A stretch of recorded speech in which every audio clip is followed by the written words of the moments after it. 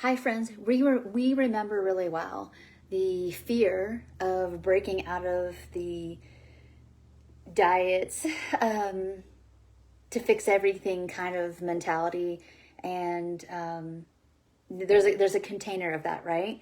And we know how hard it is personally, and also we hear stories every day of I want to be free. I want to trust my body, and yet to do that, it means that we have to go from one kind of philosophy of living with food and body and all those kind of things to another. And it is pretty scary when if the way you're trying to navigate health, how you're trying to navigate this our internal environment of thoughts, beliefs, memories, sensations, meaning making around needs and relationships and belonging and health and worthiness. All that stuff is in our bodies, and that's what diets and diet culture actually maybe doesn't know it's doing, but it's doing, is containing all that unspoken, unprocessed stuff.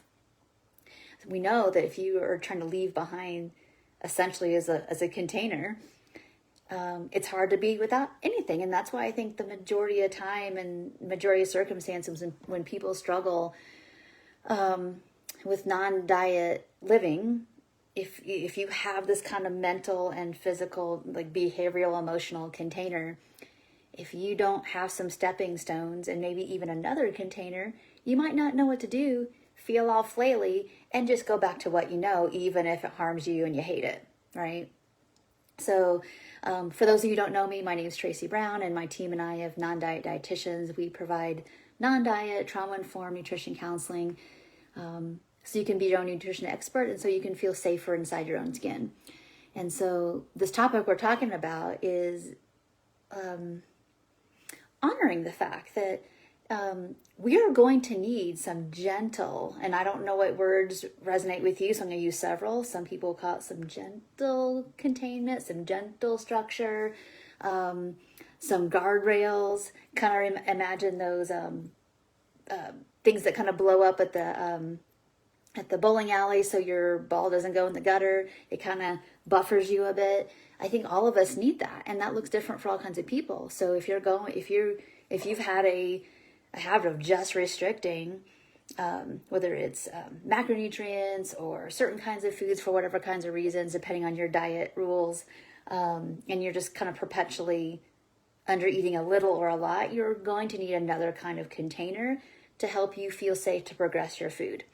That doesn't have to be a really strict kind of meal plan. It could just be eating it generally at certain times, being consistent, and generally a certain amount more than what you're doing to grow your interoceptive awareness, to increase your metabolism, to build your body trust, and to build this can take 3 months to a year. Most of the time it's closer to a year to get accurate hunger fullness signals.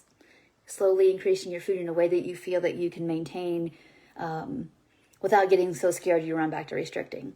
If you're somebody who kind of vacillates between deprivation, we call it deprivation-driven eating, where it's don't eat enough all day long and then maybe eat from 3 or 5 o'clock at night all the way till you go to bed, and maybe your calorie needs are getting met, but things are kind of off rhythm, off balance.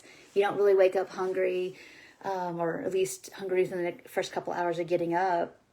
Again, we still might need the same kind of process to kind of take some of the food here and to switch it to here and to feel like there's more rhythm and, again, more accurate interoceptive awareness.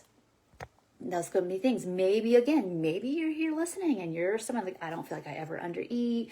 Really, my trouble is kind of grazing throughout the day, so I never really get hungry, but I'm never stuffed either. Or maybe it's the opposite. No, I'm pretty sure that I even slightly overeat most times I eat because I'm afraid of feeling any kind of emptiness. Again, all of these situations need a new container because we need to know what to do with our food, because if you're disembodied, you're not going to know how to do intuitive eating the first time you read the book or any of these other really wonderful options, whether it's different books or podcasts or whatever. You're not going to know how to do it in an embodied way. most of the time we're just guessing, and we're guessing through the lens of that fear and perfectionism and fear of failure and fear of weight gain anyway. And so we're going to veer towards probably subtly under eating than eating adequately, basically. So I think it's important that we have some kind of container, and that can look all different kinds of ways. I think it's important that you work with somebody that can help you, give you reassurance and validation that the goal here isn't about eating more than your body can need to be at a weight you're not supposed to be. It's really about helping your body have enough something to work with so they can settle, get out of that fight or flight, freeze or please of not getting needs met, and start to build this new neurobiology of knowing what it feels like to actually get needs met, and to start knowing what's going to work for you in terms of enough eating and supportive eating and eating to support health goals and stuff like that without it being so extreme, basically. All right, so keep in mind there's nothing wrong with you if you're coming to this process and you don't know what to do. It is important that you have some kind of like, okay, I can know what to expect. That will settle my system a little bit as I'm unlearning and dismantling all this internalized fat phobia and diet culture stuff, and where I'm like overcoupling like, you know, pleasure and needs feeling like a threat.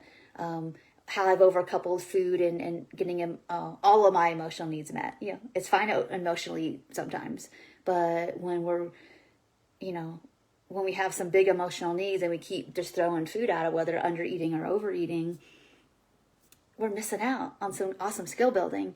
And sometimes when the food, you know, is you got what you need, and you're working with the grief or all the feelings that come up when you aren't using food for everything, it just gives you some more space. Like, I don't really know what to do, so I'm just going to follow this thing because right now I'm so dysregulated, or I'm not sure about how to meet these needs and I need to grow more skills yet. It just gives you something to anchor to. All right, so I hope this video was helpful. Again, you don't want to turn any kind of like non-diet container to help you with your food into another diet. You've got to really, like, this is not a diet. This is meant to be progress. This is meant to add more variety and more pleasure, and, you know, big picture thinking. So oftentimes, and that's one of the disclaimers we always tell people, it's like, look, we're doing this container here to help you have an anchor with your food so that you can also focus on other aspects that need your care and attention. And oftentimes people still are trying, you know, when you haven't gotten to a place where more of you, I just want to be free more than I want to like maintain a lower weight than I can maintain without disordered eating, or continue to try to lose weight, you know, your health efforts get sabotaged, your recovery efforts get sabotaged as well. So there still has to be a level of like, I do need to work on some acceptance, as well of like, right now it is not trying to change my body time. That's just not what this is. This is about healing and growth, and let the body be for a minute. All right, so I hope this was helpful. Thank you so much for watching.